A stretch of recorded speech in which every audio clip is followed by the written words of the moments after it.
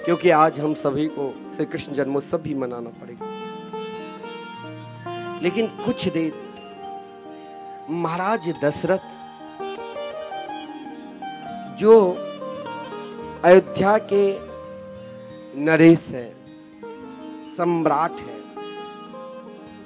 एक बात ध्यान देना, महाराज दशरथ कौन है, अयोध्या क्या है। महाराज दशरथ की बहुत सारे रानी के वर्णन है, लेकिन 3 मुख्य रानी, माता कौशल्या, माता कैकेयी और माता सुमित्रा। महाराज दशरथ जहां पर रहते हैं वहां चारों तरफ सरयू की धारा बहती है। जहां पर सरयू की नित्य निरंतर धारा बहती रहती है, जहां पक्षी भी यदि कलरव करते हैं तो उनके मुखारविंद से भी अयोध्या के कोने कोने में श्री राम की रट आती। प्रभु श्री राम महाराज दशरथ के पुत्र क्यों बने? माता कौशल्या, माता कैकेयी और माता सुमित्रा कौन है? जरा हम इस पर विचार करेंगे तो देखिए, महाराज दशरथ की कृपा हम सब पर हुए हैं, जो हमें श्री राम को दिया। केवल श्री राम को ही नहीं, लखन लाल जी, भरत जी, शत्रुघ्न जी, 4 जीवन की कल्याण हम सभी को दिया। लेकिन श्री राम कथा में एक बहुत विलक्षण भाव है।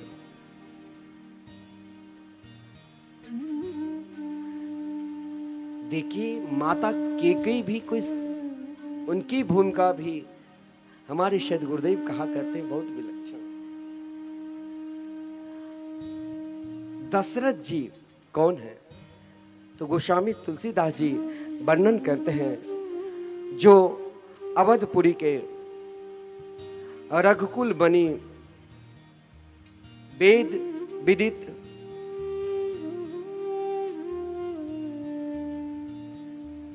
धर्म के धुरंधर,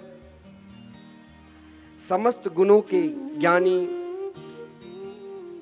और हृदय भक्ति से सारंग पानी, ऐसे अवधपुरी के नरेश महाराज दशरथ थे। अब एक बात, श्री राम कथा कुछ देर हम लोग श्रवण करेंगे, फिर श्री कृष्ण कथा की ओर बहुत विलक्षण कुछ भाव है, वो भाव हम बता के आगे चलते। कहते कि धर्म की ज्ञाता ही, जो पूर्ण धर्म की ज्ञाता है, वही भगवान को पहचान सकते हैं। और वहीं पर भगवान है जो धर्म की ज्ञाता है, जिसने महाराज केवल धर्म के ज्ञाता से, धर्म के ज्ञाता तो बहुत लोग हैं जो वेद का आचरण करते हैं, वो सब धर्म के ज्ञाता है, लेकिन धर्म के साथ साथ महाराज जिसके हृदय में भगवान की भक्ति है,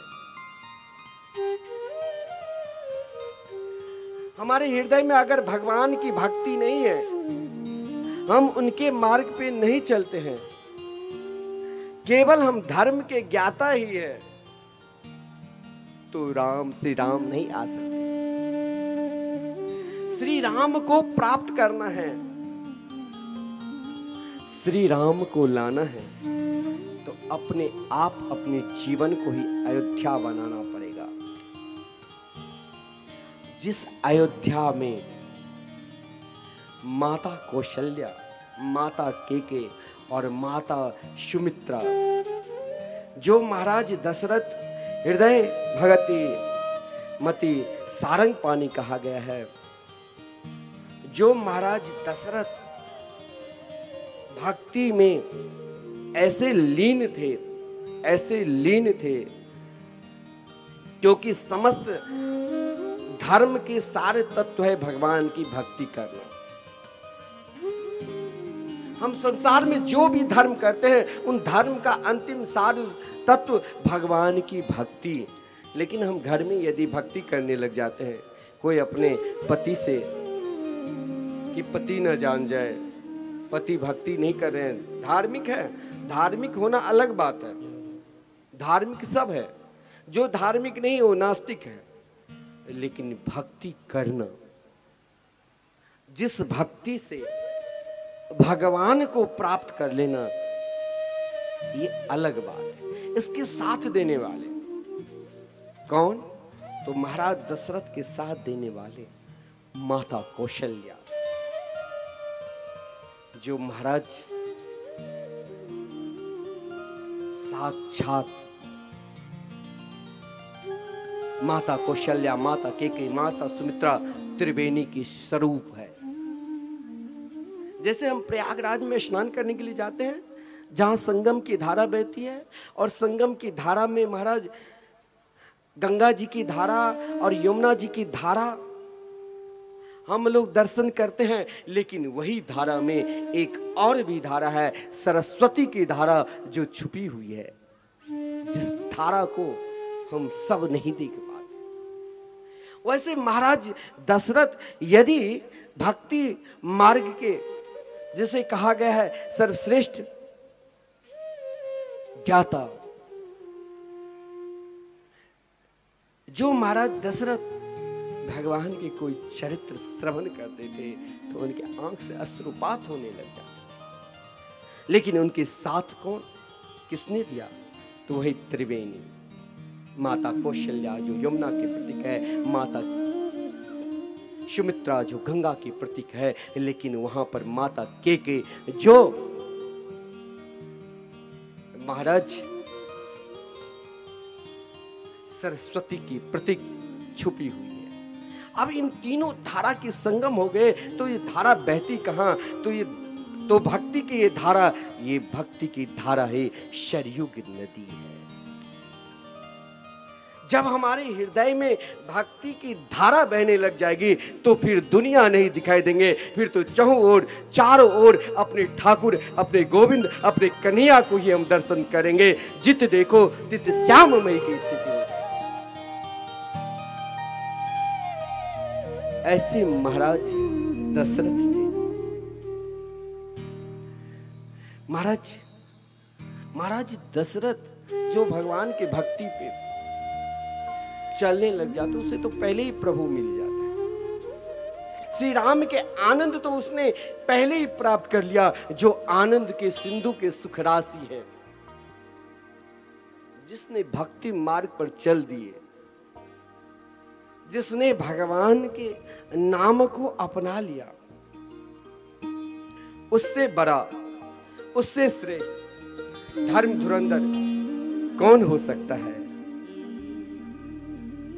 जिसने भक्ति मार्ग को ही अपना लिया, जिसके जीवन में ही केवल भक्ति के ही गुणगान है, वहां तो राम पहले से आ गए। तो फिर हम लोगों को श्री राम के दर्शन कैसे मिलेंगे? एक साधक, एक भक्त, जब प्रहलाद जी असुर लोक में संकीर्तन कर रहे थे तो प्रहलाद जी चाहते थे कि मेरे साथ सब भगवान की भक्ति करें। तो लिखा है भागवत में, जो वहां पर छोटे छोटे नन्हे बालक, असुर बालक से भी कीर्तन करने लगे, गुरु पुत्र संड और अमर्क भी कीर्तन करने लगे, और महाराज वहां जितने सैनिक भी थे वो भी कीर्तन करने लगे। तो महाराज दशरथ जिस त्रिवेणी में रूपी संगम में डुबकी लगा रहे हैं, जहां पर भक्ति की धारा, सरयू की धारा बह रही है, और भक्ति की धारा में महाराज कृष्ण प्रेम, ठाकुर प्रेम क्या होता है? जो कृष्ण प्रेमी है उनके साथ लग जाओ। तो महाराज दशरथ ने सोचा यही प्रेम मैं, जो आनंद मैं ले रहा हूं यही आनंद समस्त जगत में प्रदान कर दूं। लेकिन यह आनंद केवल मैं नहीं दे सकता हूं, कोई संत, कोई सद्गुरु ही प्रदान कर सकते हैं। तो महाराज दशरथ ने क्या किया? एक बार भूपति मन माही, एक बार भूपति मन माही, एक बार भूपति मन माही, एक बार भूपति मन माही, भय लाने मोरे सुत नाही, भय गलाने मोरे सुत नाही, भय गलाने मोरे सुत नाही, भय गलाने मोरे सुत नाही। बहुत विलक्षण भाव है, लेकिन प्रभु श्री राम के प्रागट करने के बाद ही हम श्री कृष्ण कथा की ओर चलेंगे। महाराज, घर में एक व्यक्ति ऐसा हो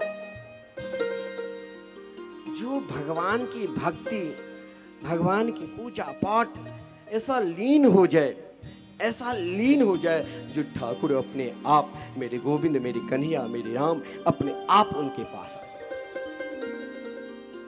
लेकिन जब हम भक्ति में लीन हो जाते हैं तो चाहते हैं यही भक्ति की धारा में सब प्राणी गोता लगाए। लेकिन महाराज दशरथ ने सोचा कि जो सुख, जो आनंद मैं ले रहा हूं वही आनंद इस जगत में, अयोध्या में हर प्राणी को, समस्त जगत के प्राणी को मिले। जो जिस दुख से दुखी होकर, पुत्र के दुख तो एक बहाना था, लोगों को आनंद, वो सुख देना चाहते थे जिस सुख में स्वयं गोता लगा रहे, जिस आनंद में स्वयं गोता लगा रहे। लेकिन महाराज हम बहुत दुख से दुखी है, हम अपने दुख किसी को बता नहीं सकते हैं। महाराज मेरे अंदर बहुत दुख है, बहुत तकलीफ है, लेकिन दुख बताओ जो दुख के निवारण कर। महाराज दशरथ जी ने चाहा कि मैं भी चाहता हूं कि वही सुख समस्त जगत में, वही आनंद समस्त जगत में फैल जाए। जिस आनंद को मैं स्वयं अभी तक ले रहा हूं यही आनंद जगत में प्रकट हो जाए, चाहे वो मेरे पुत्र बनकर ही क्यों ना आ जाए।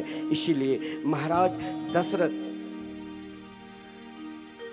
सदगुरु के पास कभी अभिमान लेकर नहीं जाना चाहिए। सब कुछ अभिमान घर पे ही छोड़ दो। महाराज दशरथ भारत के सम्राट थे, अयोध्या के नरेश थे, फिर भी कोई सैनिक नहीं, अकेला पैदल। संत के पास यदि अभिमान लेकर जाओगे ना तो संत पहचान जाएंगे कि अभी इसके अंदर अभिमान है। तो जब आपके अंदर अभिमान है तो संत दूर हो जाते हैं। लेकिन यदि अभिमान को त्याग करके जाओगे तो संत आपके दुख और सुख सुनकर उनका निवारण भी कर देंगे। जैसे गोस्वामी तुलसीदास जी वर्णन करते हैं, गुरु गृह गया हो तुरत महिपाला, गुरु गृह गया तुरत महिपाला, गुरु गृह गया हो तुरत महिपाला, गुरु गृह गया तुरत महिपाला, चरण लाग करे विनय विसाला, चरण लागे करे विनय विसाला, निज दुख सुख सब गुरहि सुनावा, दुख सब गुरु ही सुनायो। निज सुख दुख सब गुरु ही सुनायो। निज सुख दुख सब गुरु ही सुनायो। कहे वशिष्ठ बहुवेद समझायो। कहे वशिष्ठ बहुविध समझायो। कहे वशिष्ठ बहुवेद समझायो। कहे वशिष्ठ बहुविध समझायो। जीवन में आप सबसे छुपा लो, चाहे आपके अंदर दुख है, चाहे आपके अंदर सुख है, लेकिन एक से कभी नहीं छुपाना चाहिए, वो संत सद्गुरु। वहां अपने आप को खोल दो, अपने आप को समर्पित हो जाओ, अपने दुख भी व्यक्त करो, अपने सुख भी व्यक्त करो। यदि आप दुखी है तो दुख का निवारण सद्गुरु ही कर सकते हैं। यदि आप सुखी है तो उस सुख को बढ़ावा भी सद्गुरु ही दे सकते हैं। महाराज दशरथ चाहते थे कि समस्त अयोध्यावासी को ही वो आनंद ना मिले, यह आनंद मेरे घर में कोई ऐसा पुत्र आवे जो जगत को आनंद प्रदान कर दे, जो आनंद के सागर के स्वरूप हो। जब हम अपने गुरुदेव से सब कुछ, अपना दुख अपना सुख सुनाते हैं, तो उन दोनों को सुनकर सद्गुरु ही निवारण कर सकता है। दुनिया के पास आप ले जाओगे यही बात तो दुनिया हंस लेंगे, कुछ देर के लिए आपके साथ दुख में साथ देंगे, बाद में आपकी ही निंदा करना प्रारंभ कर देंगे। लेकिन सद्गुरु ऐसे होते हैं जो महाराज उसका निवारण करके उपाय बताएंगे। जैसे महाराज दशरथ को आदरणीय वशिष्ठ जी ने कहा कि आप महाराज केवल हमारे अंदर धीरज नहीं रहता, हम एक क्षण में दुखी हो जाते हैं, एक क्षण में सुखी हो जाते हैं, लेकिन एक संत, एक सद्गुरु कहे यदि धीरज से तुम भगवान के भजन करोगे तो जरूर मेरे गोविंद, मेरे कन्हैया, मेरे प्रभु श्री राम आपके पास आएंगे। और यही बात धर्म के ज्ञाता जो वेद विदित है उनको महाराज आदरणीय वशिष्ठ जी ने कहा कि चिंता मत करो, आप महाराज ऐसे संत को बुलाकर आहुति करवाओ, पुत्रष्टि यज्ञ करवाओ, जो महाराज जिनके आहुति मात्र से ही, जहां कोई विडंबना नहीं, जहां महाराज पूर्ण रूप से समर्पित होकर अगर उनके पास जाओगे, यदि उसने आहुति डाल दिया, यज्ञाचार्य हो गए, तो ये कौन कहते हैं आपके घर में 4 पुत्र जन्मेंगे। केवल महाराज धैर्य धरो। और यही कहा था, दरहु धीर हुए सुतचारी। दरहु धीर हुई है सुतचारी। दरहु धीर हुए सुतचारी। दरहु धीर हुई है सुतचारी। दरहु धीर हुई ये सुतचारी। दरहु धीर हुई है सुतचारी। दरहु धीर हुई ये सुतचारी। दरहु धीर हुई है सुतचारी। त्रिभुवन विदित भगत भयहारी। ओ त्रिभुवन विदित भगत भयहारी। त्रिभुवन विदित भगत भयहारी। त्रिभुवन विदित भगत भयहारी। केवल धीरज धरो, काम तो बनेगा ही। जब संत की कृपा हो गई, जब सद्गुरु की कृपा है तो काम बनेगा ही। महाराज पुत्रष्टि यह यज्ञ हुआ, स्वयं श्रृंगी ऋषि को बुलाकर, जो महाराज जीवन में कभी किसी के यहाँ गए ही नहीं थे, कभी किसी को देखा ही नहीं था, किसी स्त्री को। और महाराज पुत्रष्टि यज्ञ क्या, स्वयं अग्नि लेकर भगवान प्रगट अग्निदेव प्रकट हुए, चरु दिया। महाराज दशरथ ने उस आदि चरु को माता कौशल्या और माता केके को दे दी। लेकिन देखिए यही भक्ति का स्वरूप है। जैसे मैंने कहा संगम में सरस्वती जी छुपी हुई है, वैसे कौशल्या ने कहा सुमित्रा तू भी जगो, लो ये खीर, आधी खीर दे दिया। जो प्रभु श्री राम के अनन्य भक्त लखन लाल जी हुए। और महाराज जब केके जी ने आधी चरू दी सुमित्रा को, तो महाराज अनन्य भक्त सम्राट नाम जापक श्री भरत लाल जी के अनन्य भक्त श्रीमान शत्रुघ्न लाल जी हुए। महाराज बहुत सुंदर चैत मास अभी निकले हैं। जोग लगन तिथि बार जब सब कुछ अनुकूल हुआ, तो प्रभु चैत मास शुक्ल पक्ष नौमी तिथि को मेरे प्रभु प्रकट हुए। नौमी तिथि मधुमास पुनीता, नौमी तिथि मधुमास पुनीता, शुक्ल पक्ष अभिजित हरि प्रीता, शुक्ल पक्ष अभिजित हरि प्रीता, मध्य दिवस अति शीत न घामा, मध्य दिवस अति शीत न घामा, पावन काल लोक विश्रामा, पावन काल लोक विश्रामा, शीतल मंद सुरभि बहकाओ, शीतल मंद सुरभि बहकाओ, हर्षित सुर संतन मन चाहो, हर्षित सुर संतन मुनि जाओ, हर्षित मुनि संतन मन चाहो, हर्षित मुनि संतन मन जाओ। श्री राम कथा बहुत विलक्षण है। भागवत की ऐसी परंपरा रही है कि प्रभु श्री राम का हम सब प्रकट कर आगे बढ़ेंगे। भागवत में यहाँ भी वर्णन है कि स्वयं जिस समय विश्वामित्र लेने के लिए आए, समस्त देवता ने स्तुति के अयोध्या में सुंदर उत्सव चलने लग गया। उसी क्रम में विश्वामित्र यज्ञ कर रहे थे और यज्ञ में प्रभु श्री राम लखन लाल जी को लेने के लिए आए।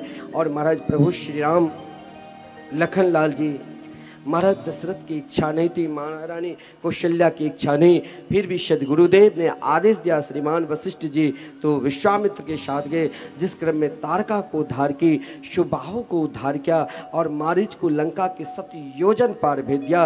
महाराज जिस क्रम में सुंदर महाराज जनक अपनी पुत्री के लिए स्वयंवर रचा था, जिसमें बड़े बड़े राजा महाराजा पधारे थे। लेकिन वर्णन है रामचरितमानस में जो मारीच मरे नहीं। अरे कोई 100 फीट से गिर जाए तो मर सकते, लेकिन 7 योजन उस पार गिरने के बाद मरे नहीं। यहीं से प्रभु श्री राम कथा की महिमा बताता है। मूर्छित अवस्था में महीनों बाद जगह रावण ने उनके अलौकिक रूप को, भगवान को जो दर्शन कर लेंगे उनके अलौकिक रूप के, एक सज्जन ने कहा क्या माता जानकी को रावण उठा सकता है? हिम्मत नहीं है। जो स्वयं आद्या शक्ति है, ये स्वयं माता जानकी ने कृपा की। इस भाव को बताकर फिर हम श्री कृष्ण कथा की ओर, क्योंकि आज हम सब के सब श्री कृष्ण जन्मोत्सव के आनंद लेंगे। क्योंकि जिस समय महाराज दशरथ जो अपने पुत्री माता जानकी की स्वयंवर रचा, विश्वामित्र के साथ प्रभु श्री राम और लखन लाल जी पहुंचे थे। समस्त मिथिला में मानो उनके सुंदर रूप को देखकर समस्त मिथिलावासी हर्षित हो गए थे। उस वाटिका में जब प्रभु श्री राम और माता जानकी जी के मिलन हुए, उसी क्रम में रावण भी आया। रावण ने वहां धनुष तोड़ने के लिए नहीं, बल्कि प्रभु के दर्शन करने के लिए, और पुष्पाटका में ही दर्शन की। और प्रभु श्री राम स्वयं वचन दिए थे, जब रावण ने अपने विष आंख के द्वारा प्रभु की सुंदर स्तुति की, कहा एक राजा को, एक घर के श्रेष्ठ सदस्य का कर्तव्य है जो कोई अलौकिक फल को प्राप्त करे तो समस्त प्राणी के दे। लेकिन प्रभु श्री राम, मैं चाहता हूं कि आप एक बार लंका, लेकिन मैंने कहा जब तक किशोरी जी की कृपा नहीं होगी तब तक श्री राम कृपा नहीं कर सकते हैं। महाराज अपने हृदय रूपी सिंहासन पर श्री राम को बैठा लिया और बाएं ओर जब माता जानकी जी पुष्पवाटिका की ओर आ रही थी तो माता जानकी जी को बैठाकर रावण वहां से चले गए। अब जानकी जी की कृपा होगी तभी दर्शन कर पाएंगे। महाराज जब प्रभु श्री राम धनुष तोड़े, विवाह हुआ, बहुत विलक्षण वर्णन है। और पुनः जब जानकी जी महाराज प्रभु श्री राम जी के साथ अयोध्या आए, एक मिथिला की परंपरा है जब बेटा की शादी होते हैं फिर बहू जब आती है ससुराल तो रसोई तब ही बनाएगी जब पहले एक ब्राह्मण को जिमाया जाता है। आज महाराज दशरथ की इच्छा हुई कि मैं स्वयं अपनी पुत्री के हाथ से खाऊं, लेकिन माता जानकी जी ने कहा कि मुझे भी इच्छा है, क्योंकि हमारी मिथिला की परंपरा रही है कि जब तक हम किसी ब्राह्मण को जिमाएंगे नहीं तब तक हम किसी को खिला नहीं सकते हैं। तो महाराज दशरथ जी की बहुत प्रसन्नता हुई, काफी सबको आमंत्रण दिया, लेकिन माता जानकी ने कही जिनके समान त्रिलोकी में कोई विद्वान ना हो और जो आज तक किसी के द्वार पर नहीं गए। उस समय दो ही विद्वान थे, एक वशिष्ठ जी और एक रावण। वशिष्ठ जी तो काफी बार आ चुके थे, लेकिन स्वयं महाराज दशरथ जी ने रावण को आमंत्रण दिया। रावण अयोध्या आए और महाराज रावण को स्वयं माता जानकी ने स्वागत की। और वही रावण जब भोजन के बाद जिमाने के बाद दक्षिणा दिया जाता है ना पंडित जी को, रावण को जिस समय दक्षिणा हीरा जवाहरत दिए तो कहा हे माता श्री मेरे यहाँ तो सब कुछ है ही। एक आवाज से ना जाने समुद्र कितने प्रकार के रत्न पैदा कर देते हैं। अंत में स्वयं जानकी जी ने कहा मुझसे मांगो कुछ। रावण ने कहा कि जब तक किशोरी जी की कृपा नहीं होगी तब तक श्री राम की कृपा नहीं हो सकता है। हे किशोरी जी मेरे स्वभाव सही नहीं है, हम असुर वृत्ति में रहते हैं, असुर भोजन करते हैं, संस्कार भी मेरे असुर वृत्ति है, फिर भी मैं चाहता हूं कि ये श्री चरण एक बार लंका में पड़े। और वही श्री चरण चाहे उनके छाया के रूप में ही गया, रावण वहां पर माता जानकी के स्थान दी जहां रावण अगर शोकाकुल हो जाते थे तो उस बट वृक्ष अशोक वृक्ष के नीचे बैठते थे, जहां रावण की शोक ना हो वहीं पर माता जानकी का स्थान दिया था। बहुत विलक्षण भाव है। यहाँ तो समय है दिशा चैनल के, समय को ध्यान रखते हुए 13,000 वर्ष तक प्रभु इस पृथ्वी पर शासन की और श्री राम कथा तो आप कई बार श्रवण कर चुके हैं, बहुत विलक्षण है। मैंने केवल इस भाव को बताया। तो आइए श्री राम भगवान के 2 बार हम शब्द कीर्तन करते हुए और 2 शब्द जो आज काफी दानदाता वृंदावन के लिए बहुत कुछ 21,000 रुपया देकर सदस्य बने हैं संकीर्तन के और अन्य क्षेत्र के, वो भी दिशा चैनल के माध्यम से उनके नाम की घोषणा हमारे शास्त्री जी करेंगे। तो आइए एक बार हम सब भाव के साथ महाराज प्रभु श्री के कीर्तन करते हुए 2 मिनट के लिए फिर हम मधुर मधुर सीताराम सीताराम मधुर मधुर सीताराम सीताराम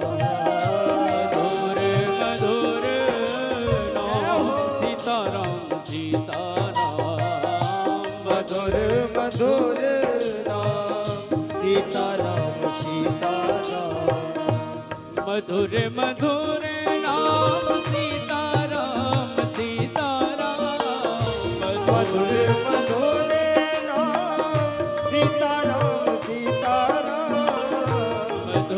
मधुर नाम सीताराम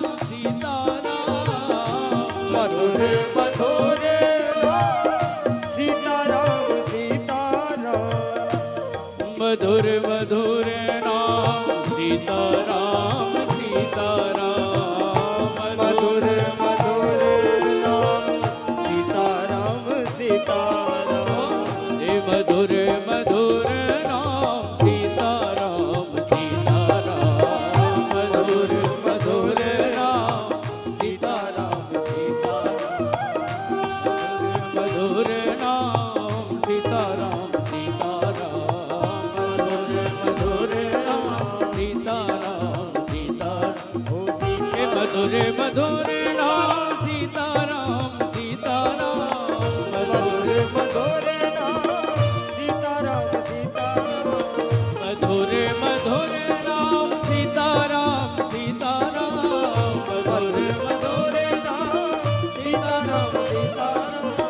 मधुरे मधुरे नाम सीताराम सीताराम मधुरे मधुरे नाम सीताराम सीताराम मधुरे मधुरे नाम सीताराम सीताराम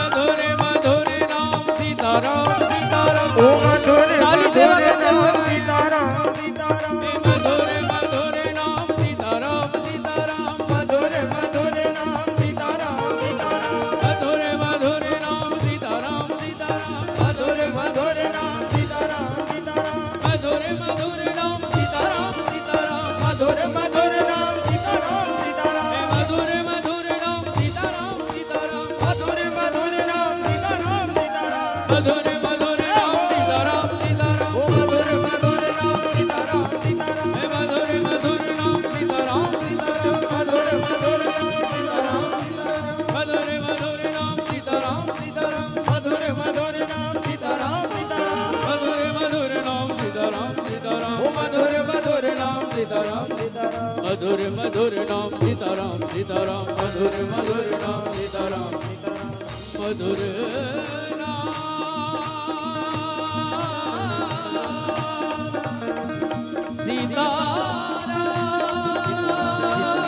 सीताराम मधुरे मधुरे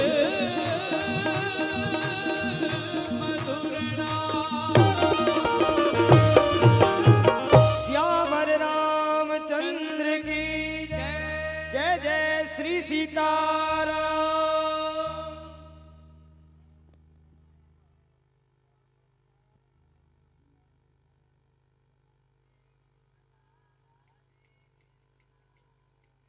समस्त श्री राम कथा के सारे तत्व 13,000 वर्ष तक प्रभु इस पृथ्वी पर शासन किए, जिस क्रम में रावण जैसे दुर्दांत को उद्धार किया, संतों का कल्याण किया। बहुत विलक्षण भाव है, लेकिन समस्त श्री राम कथा के सारे तत्व केवल उनके नाम हैं और उनके नाम हम सब श्रवण किए। अब दोबारा हम शास्त्री जी के द्वारा जो आज वृंदावन मिथिला कुंज के जो सदस्य बने हैं संकीर्तन क्षेत्र के, उनके नाम सुनकर फिर हम आगे श्री कृष्ण कथा की ओर चलेंगे। श्री राधे। बोलिए श्री रामचंद्र भगवान की। बंधुओं, उत्सवों से भरपूर आज चतुर्दिवस की पावन कथा का हम सब लोग यहाँ उपस्थित होकर एवं दिशा टीवी चैनल के माध्यम से कथा का श्रवण पान कर रहे हैं।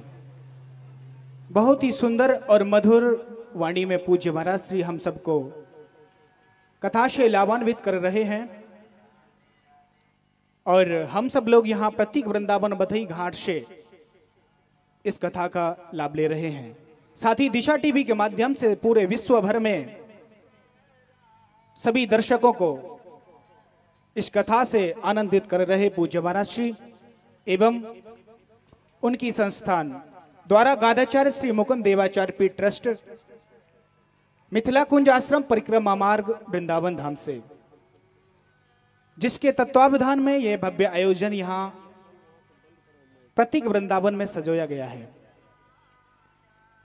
बंधुओं, वृंदावन धाम में चल रही पूज्य महाराज श्री एवं सदगुरुदेव भगवान की एक मुहिम, एक पावन संकल्प, जिसमें निरंतर 25 वर्षों से अखंड संकीर्तन युगल नाम महामंत्र जाप का चल रहा है एवं वहां ब्रज क्षेत्र में वृंदावन धाम में आने वाले सभी संत एवं आप श्री भक्तों के लिए भोजन प्रसादी की अन्य क्षेत्र की व्यवस्था वहां निरंतर अखंड चलती रहती है।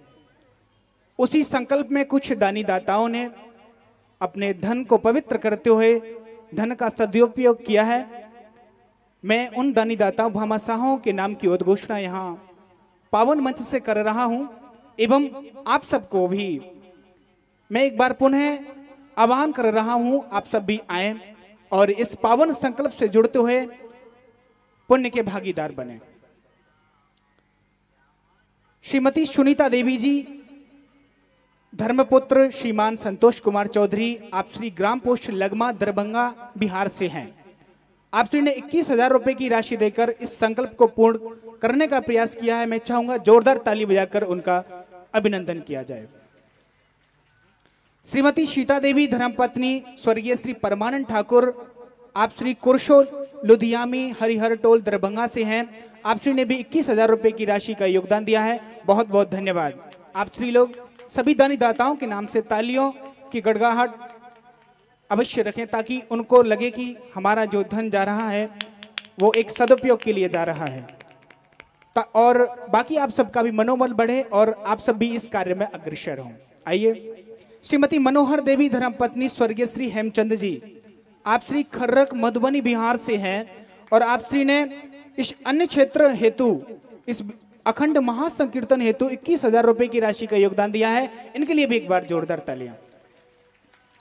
श्रीमती अंजलि झा ललिता दासी, आपको कहा जाता है सुपुत्र आपके श्रीमान अजीत झा, जो कि आप श्री करावल नगर मुकुंद विहार दिल्ली से हैं। उन्होंने यहाँ इस संकल्प में 21,000 रुपए की राशि देकर आजीवन सदस्यता प्राप्त की है। जोरदार तालियां उनके इस संकल्प के लिए। श्रीमती परिक्रमा देवी धर्मपत्नी स्वर्गीय श्री भोगेंद्र मिश्रा, आप श्री नागदा मधुबनी से हैं। आप श्री ने भी 21,000 रुपए की राशि देकर इस संकल्प में योगदान दिया है। जोरदार तालियां उनके इस संकल्प और पावन प्रयास के लिए। श्रीमती अनुराधा देवी धर्मपत्नी श्रीमान संजय झा, आप श्री भवानीपुर मधुबनी से हैं। आप श्री ने भी 21,000 रुपए की राशि का योगदान दिया है। एक बार जोरदार तालियां इनके लिए भी। श्रीमती भानुप्रिया धर्मपत्नी श्रीमान सुजीत सिंह जी, आप श्री नोएडा उत्तर प्रदेश से हैं और आप श्री ने पूज्य महाराज के इस पावन प्रकल्प में जो वृंदावन धाम में चल रहा है, इसमें 21,000 रुपए की राशि देकर आजीवन सदस्यता प्राप्त की है। मैं चाहूंगा जोरदार ताली बजाकर उनका अभिनंदन करें। श्रीमती श्यामा देवी धर्मपत्नी श्रीमान घनश्याम झा, आप श्री बथई दरभंगा बिहार से हैं। आप श्री ने भी 21,000 रुपए की राशि का योगदान दिया है। एक बार जोरदार तालियां उनके इस पावन प्रयास के लिए, इस संकल्प के लिए। श्रीमती हीरा देवी धर्मपत्नी श्रीमान महेश ठाकुर, आप श्री दसौद दरभंगा बिहार से हैं। आप श्री ने भी 21,000 रुपए की राशि का योगदान दिया है। आप श्री के लिए भी एक बार जोरदार तालियां। श्रीमान घनश्याम झा, पिता स्वर्गीय श्री रामेश्वर झा, ग्राम बथई दरभंगा से हैं। आप श्री ने भी इस संकल्प में 21,000 रुपए की राशि का योगदान देकर इस संकल्प को अग्रसर किया है। एक बार जोरदार तालियां इनके लिए भी। श्रीमती मनोहर देवी पति स्वर्गीय श्री हेमचंद जी, आप श्री खर्रक मधुबनी से हैं। आप श्री ने भी 5,001 रुपए की राशि का योगदान इस संकल्प हेतु दिया है।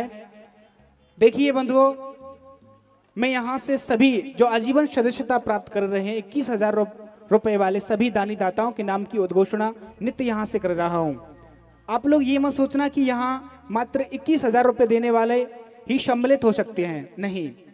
आप अपनी यथाशक्ति अनुसार एक दिन के लिए ही सही आप लोग इस संकल्प में जोड़ सकते हैं। इसी प्रकार श्रीमती किशोरी झा धर्मपत्नी श्रीमान मनोज कुमार झा, आप श्री नवटोल झंझारपुर मधुबनी से हैं। आप श्री ने भी 21,000 रुपए की राशि का योगदान दिया है। एक बार जोरदार तालियां आप श्री के लिए। श्रीमती मनोहर देवी धर्मपत्नी श्रीमान कुमार चौधरी, आप श्री हिरणी दरभंगा से हैं। आप श्री ने भी 21,000 रुपए की राशि का योगदान दिया है। इनके लिए भी एक बार जोरदार तालियां। श्रीमती पूजा देवी धर्मपत्नी श्रीमान रंजीत झा, आप श्री तू मॉल दरभंगा बिहार से हैं। आप श्री ने भी 21,000 रुपए की राशि पूज्य महाराज श्री के इस पावन संकल्प में दी है। जोरदार तालियां इनके लिए। श्रीमती पूजा देवी धर्मपत्नी श्रीमान रंजीत झा, जो अभी 21,000 रुपए की राशि देकर के इस संकल्प को अग्रसर किया है। इसी श्रृंखला में साथी श्रीमती पार्वती देवी धर्मपत्नी श्री राजेंद्र प्रसाद चौधरी, आप श्री शेरपुर दरभंगा से हैं और आप श्री ने 21,000 रुपए की राशि इस प्रकल्प में दी है। जोरदार तालियां इनके लिए भी। श्रीमती अमोल देवी धर्मपत्नी श्रीमान विमलेश चौधरी, आप श्री पोखराम दरभंगा से हैं। आप श्री ने भी 21,000 रुपए की राशि का योगदान दिया है। इनके लिए भी मैं चाहूंगा एक बार जोरदार तालियों से अभिनंदन किया जाए।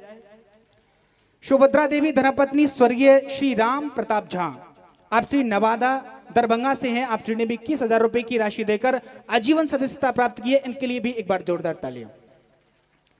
स्वर्गीय श्रीमती फूल देवी धर्मपत्नी श्रीमान मदन चंद कुमार जी, आप श्री कन्हेगांव दरभंगा से हैं और आप श्री ने भी पूज्य महाराज श्री के इस संकल्प में 21,000 रुपए की राशि का योगदान दिया है। मैं चाहूंगा जोरदार ताली बजाकर इनका भी अभिनंदन यहां से किया जाए। इसी के साथ ही श्रीमान अरविंद कुमार झा उर्फ श्री लाल बाबू पत्नी श्रीमती रेणु झा, आप श्री कर्णपुर महरेत मधुबनी से हैं, आप श्री ने भी 21,000 रुपए की राशि का योगदान दिया है, बहुत बहुत धन्यवाद। एवं इसी श्रृंखला में श्रीमान लक्ष्मण झा, पत्नी श्रीमती रीता झा शंकरपुर दिल्ली से हैं, आप श्री ने फोन के माध्यम से दान राशि की उद्घोषणा की है, बहुत बहुत धन्यवाद। मैं चाहूंगा आप श्री का जोरदार तालियों के साथ अभिनंदन यहाँ पावन इस पांडाल से किया जाए। इसी श्रृंखला में श्यामा दासी पति स्वर्गीय श्री महानंद ठाकुर जी ग्राम पोस्ट पर्री दरभंगा से हैं, आप श्री ने 21,000 रुपए की राशि का योगदान देकर इस पावन संकल्प में भाग लिया है, बहुत बहुत धन्यवाद। और साथ ही आजीवन सदस्यता प्राप्त की है। इन सभी दानी दाता और भामाशाहों के लिए एक बार जोरदार ताली बजाकर इन सब का अभिनंदन एवं साधुवाद करेंगे। बंधुओं, कहते हैं कि करो 100 टुकड़े सोने के तो कीमत कम नहीं होती, कि करो 100 टुकड़े सोने के तो कीमत कम नहीं होती, और बुजुर्गों के पैर छूने से इज्जत कम नहीं होती। घर की दहलीज से कभी किसी को खाली न लौटाना, घर की दहलीज से कभी किसी को खाली न लौटाना, क्योंकि उस ईश्वर के नाम पे देने से कभी दौलत कम नहीं होती, कभी दौलत कम नहीं होती। बंधुओं, अगर आप लोग अपने जीवन में सुख शांति समृद्धि चाहते हो तो दान कीजिए। जैसे पूज्य महाराज श्री ने बामन भगवान की कथा में बताया था किस प्रकार बामन भगवान ने बलि का सर्वस्व ले लिया था, और बलि ने भी बामन भगवान को अपना सर्वस्व दे दिया था सदपात्र देखते हुए। और फिर बामन भगवान ने बलि को क्या दिया? शुतल लोक का राजा बना दिया, और स्वयं भी उसके द्वारपाल बन गए। ठीक वैसे ही हमें जिस प्रकार हम लोग दान करते हैं वो बढ़कर हमें हमारे जीवन में प्राप्त होता है। आइए आप सब लोग भी इस पावन संकल्प से जुड़े और अपने धन को पवित्र करते हुए अपने लाभ कमाने का प्रयास करें। जय जय श्री राधे, जय जय श्री श्याम। आइए और हम सब लोग कथा में प्रवेश करते हैं। श्री वृंदावन बिहारी लाल की जय। आज हम सब श्री कृष्ण जन्मोत्सव का आनंद लेंगे। जो दिशा चैनल के माध्यम से देख रहे हैं, यहाँ तो समय का पाबंद है। बधाई का आनंद कल सुना देंगे, आज तो कन्हैया के प्रागट करना ही है। चंद्रवंश परंपरा में भी बहुत सारे राजा महाराजा हुए। महाराज याति से लेकर महाराज यदु से लेकर इसी वंश परंपरा में महाराज वसुदेव जी, जिनके पुत्र साक्षात श्री कृष्ण, जिसने मथुरा में जन्म लिया, गोकुल में पलना झूले, वृंदावन में रास रचाए, फिर मथुरा गए, कंस का उद्धार किया, फिर द्वारका गए और 100 वर्ष तक द्वारका में निवास कर 125 वर्ष की अवस्था में उद्धव जी को भागवत धर्म का उपदेश देकर अपने दिव्य धाम चले गए थे। लेकिन जो कथा प्रेमी होते हैं ना, जैसे महाराज परीक्षित, एक श्लोक में जो ही कृष्ण कथा श्रवण किए तो घबरा गए और प्रश्न किया, कथितो वंश विस्तारो भवता सोम सूर्यो राज्ञं चोभयवंशना चरितं परमाद्भुतम्। जीवन में जितनी भी बीमारी है, उन बीमारी की, कुछ बीमारी की दवा नहीं हो सकता है, लेकिन कुछ बीमारी के दवा है। लेकिन किसी की सर्दी की बीमारी है, लेकिन वो गोली खा लिया 2-4 दिन के बाद फिर हो जाते हैं, 2-4 महीने के बाद। लेकिन कृष्ण कथा एक बार जिसने श्रवण कर लिया, वो क्या करते हैं? कौन सी बीमारी को दूर कर देते हैं? जिस बीमारी की कहीं दवा ही नहीं है, जिस बीमारी की दवा है तो एकमात्र भगवान की कथा। जो भवोषधा क्षोत्र मनोभिरामात, मन के सुख के लिए, मन की शांति के लिए, मन के विश्राम के लिए एकमात्र भगवान की कथा ही है। हर व्यक्ति को, चाहे परमहंस हो, चाहे मुमुक्षु हो, चाहे विषयी हो, सबके लिए श्री कृष्ण कथा प्रिय है। आदरणीय श्रीमान सुखदेव जी ने एक श्लोक में संपूर्ण श्री कथा श्रवण करा दिए, लेकिन जो कृष्ण प्रेमी होते हैं वो चाहते हैं कि सदा सर्वदा हर हमेशा मैं भगवान की चरित्र सुनता रहूं। इसीलिए महाराज परीक्षित जब प्रश्न किए तो कई प्रकार के प्रश्न कर दिए कि भगवान श्री कृष्ण कथा हमें विस्तार पूर्वक श्रवण कराइए, क्योंकि जिसके लिए हम आज तक सुरक्षित हैं। श्री कृष्ण नाम के सहारे ही मेरी माता उत्तरा ने मुझे अश्वत्थामा से रक्षा कराया। जिस अश्वत्थामा ने ब्रह्मास्त्र का प्रयोग कर दिए, लेकिन मेरी मां श्री कृष्ण नाम की कृपा से मुझे आज तक सुरक्षित रखा। चाहे मुझे श्राप लगे, फिर भी श्री कृष्ण नाम की कृपा से आज तक मैं हूं, केवल उनकी कथा श्रवण करने के लिए। हम लोग थक जाते हैं कि 3 घंटे बैठ लिया, अब बैठ नहीं पाऊंगा, लेकिन महाराज परीक्षित एक पल भी, एक क्षण भी अपने समय को नष्ट नहीं करना चाहता, जिस कारण कई प्रकार के प्रश्न भी कर दिया कि देवकी के गर्भ से भगवान जन्म लिए और रोहिणी के गर्भ से एक ही समय, एक ही दो माता के गर्भ से कैसे जन्म ले लिया। मथुरा में जन्म लिए, गोकुल में क्यों पलना झूले, फिर वृंदावन क्यों आए, फिर 11 वर्ष 53 दिन के बाद मथुरा क्यों गए, कंस को क्यों मारे, अनेक प्रकार के प्रश्न कर दिए। 16,108 विवाह क्यों किए। जब तक जीवन रहे कहीं भी बैठ जाओ, कोई थक जाए, स्वयं को थक जाए भगवान के चरित्र सुनाते सुनाते, लेकिन आप मत थकना। यही तो महाराज परीक्षित ने अपने जीवन में लिया था कि जो ही आदरणीय श्रीमान सुखदेव जी चुप हो जाते थे, तुरंत अनेक प्रकार के श्री कृष्ण संबंधी प्रश्न कर दिया करते थे। जब आपको भगवान के चरित्र प्रिय लगने लग जाएगा, भक्तों के चरित्र प्रिय लगने लग जाएगा, संतों के चरित्र प्रिय लगने लग जाएगा, तो फिर भूख और प्यास नहीं सताती। क्योंकि आदरणीय श्रीमान सुखदेव जी ने कहा, महाराज क्या आपको भूख प्यास नहीं लगती है? यहां कुछ लोगों को प्यास भी लग गई होगी, लेकिन कहा नहीं भगवान, नहीं साती दुसहा छुन्मा त्यक्तोदमपि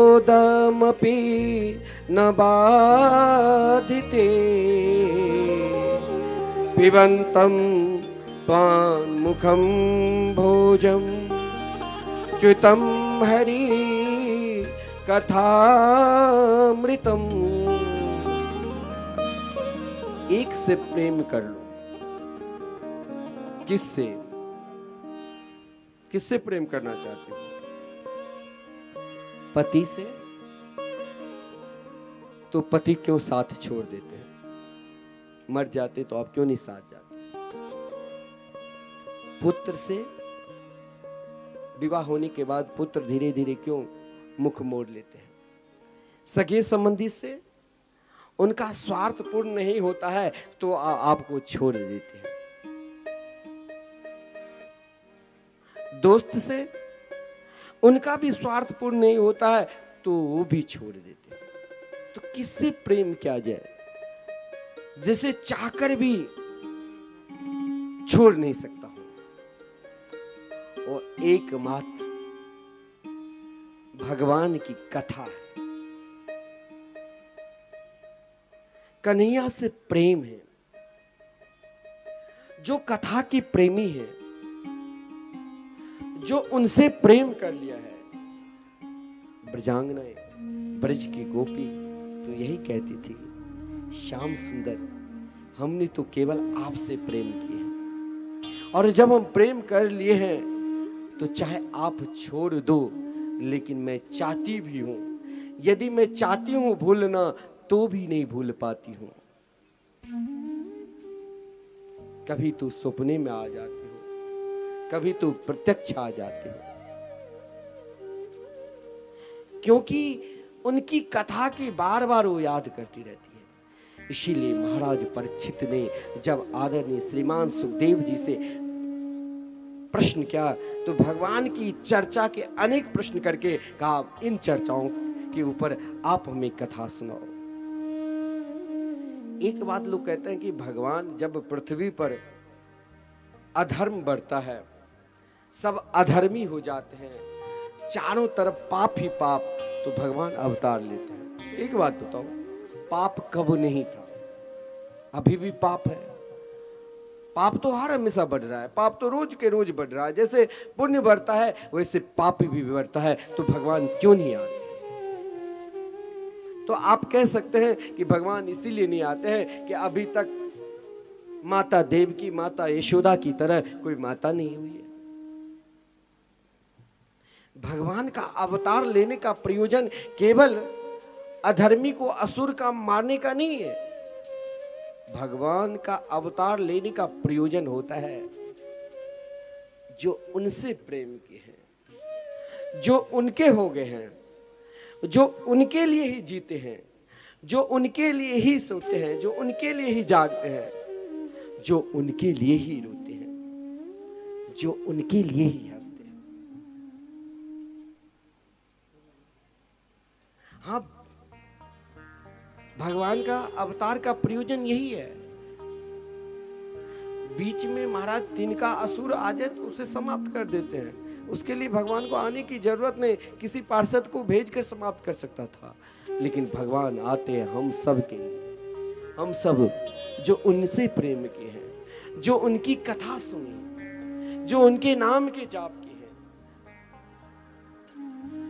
जैसे किसान का एक लक्ष्य होता है, जैसे वो फसल की रक्षा के लिए कोई गेहूं, कोई महाराज अन्य फसल खेत में बो कर आते तो उसकी रक्षा के लिए महाराज फावड़ा चलाते हैं। उनका उद्देश्य क्या रहता है? घास को समाप्त करना, गेहूं या धान को बचाना। फावड़ा चलाते हैं, बीच में यदि कोई घास तिनका आ जाए तो वो अपने आप समाप्त हो जाते हैं और जो फसल है सुरक्षित रहता है।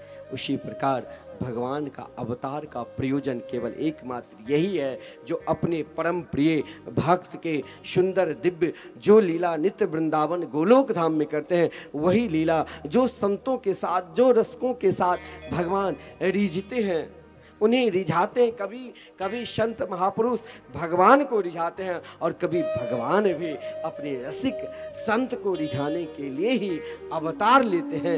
यही अवतार का प्रयोजन है और यही प्रयोजन लेकर पृथ्वी समस्त देवता को, ब्रह्मादि समस्त देवता को साथ में लेकर भगवान की स्तुति क्षीर सागर करने के लिए पृथ्वी जिस समय भगवान की स्तुति की, भागवत में लिखा है, जगाम सत्र न स्थिरम क्षीर पयो निधि। यहां ऐश्वर्य और माधुर्य लेकर ही चला है। पृथ्वी क्या है? पृथ्वी का स्वभाव है शांत।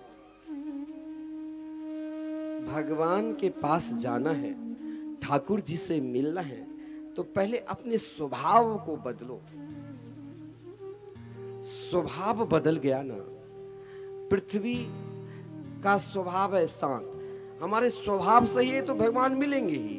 क्यों स्वभाव शांत हो गया?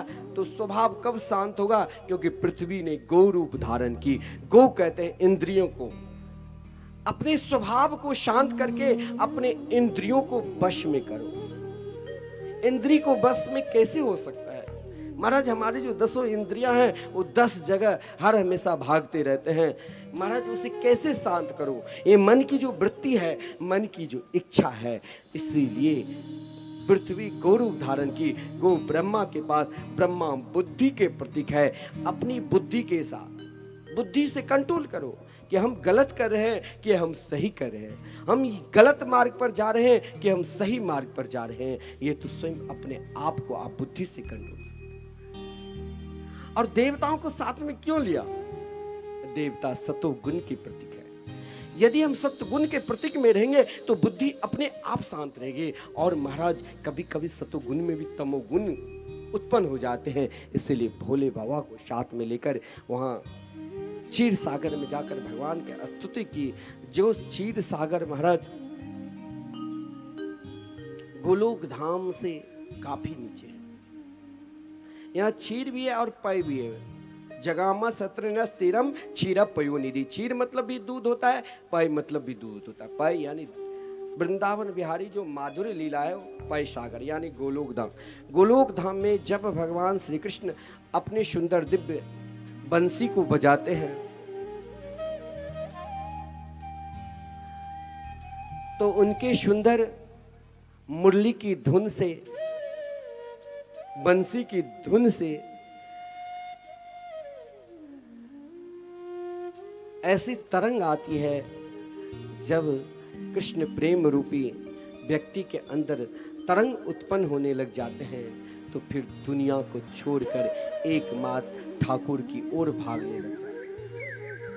फिर उसे दुनिया दिखाई ही नहीं देती है। फिर उसे तो हर हमेशा ठाकुर ही दिखाई देते हैं, कन्हैया ही दिखाई देते हैं, दुनिया कुछ दिखाई ही नहीं देते। कृष्ण प्रेम में ऐसे बह जाता है तो वहाँ जर भी यानी पय सागर जो जहाँ भगवान नित्य लीला करते हैं वहाँ नित्य बंसी बजाते हैं। महाराज पय सागर से भी तरंग उठने लग जाती। कृष्ण प्रेम जन तरंग वो विशाल एक क्षीर सागर के रूप में दूध के दूसरे सागर हो जाते हैं। जहाँ भगवान ने देखा ये भी एक सुंदर सागर है तो अपनी दाई भुजा से स्वयं महाविष्णु की प्रकट की।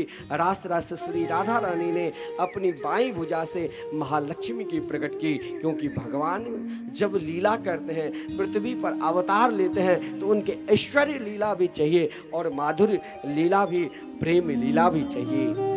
क्योंकि प्रेम में वियोग भी होता है कभी कभी और संयोग भी होता है। ऐश्वर्य भी दिखाते हैं और प्रेम भी दिखाते हैं। समस्त देवता ने स्तुति की। भगवान ने कहा मैं शीघ्र अवतार लूंगा। सबके सब बहुत खुश हुए। जब देवताओं ने पूछा ब्रह्मा जी से भगवान ने क्या कहा तो ब्रह्मा जी ने यही कहा, वसुदेव गृहे साक्षात् भगवान पुरुष पर जनिष्यते तत्प्रियार्थं संभवन्तु सुरस्त्रियः।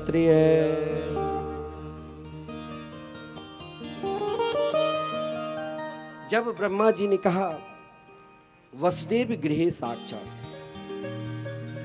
यदि हमारे सदगुरुदेव कहा करते हैं कि तुम कन्हैया को ढूंढना चाहते हो, उनके माधुरी को ढूंढना चाहते हो, उनके प्रेम को ढूंढना चाहते हो तो भागवत में ही माधुर्य मिल जाएंगे, भागवत में ही प्रेम मिल जाएंगे और भागवत में ही ऐश्वर्य मिल जाएंगे। सब कुछ भागवत में है। वसुदेव गृहे साक्षात्, साक्षात कौन? यशोदा के लाल। प्रेम में डूबो, प्रेम में डूबो। प्रेम में डूबना है तो वसुदेव, अष्टवसु में वसुदेव जी का नाम नहीं है, अष्टवसु में नंद बाबा के नाम। मनुष्य स्मृति के आधार पर गृह कोई मकान को नहीं कहा गया है। न गृहम गृह मिथ्या हो, गृहिणी गृह भी मुच्यते। गृहिणी यानी यशोदा। हरिवंश पुराण के अनुसार यशोदा के एक नाम देवकी भी है। तो साक्षात वृंदावन बिहारी मोर मुकुटधारी यशोदा के लाडले लाल साक्षात गोकुल में अवतार। यहाँ हम ऐश्वर्य में भी देखें तो वसुदेव के यहाँ साक्षात भगवान पुरुष सुक्त यानी नारायण क्षीर सागर बिहारी अवतार लेंगे जो चतुर्भुजी है।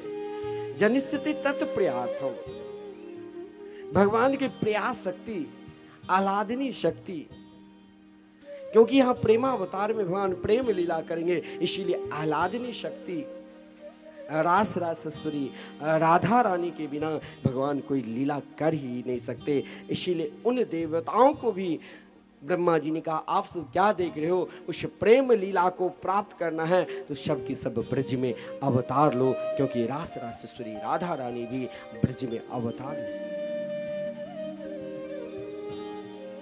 बहुत सुंदर भाव है।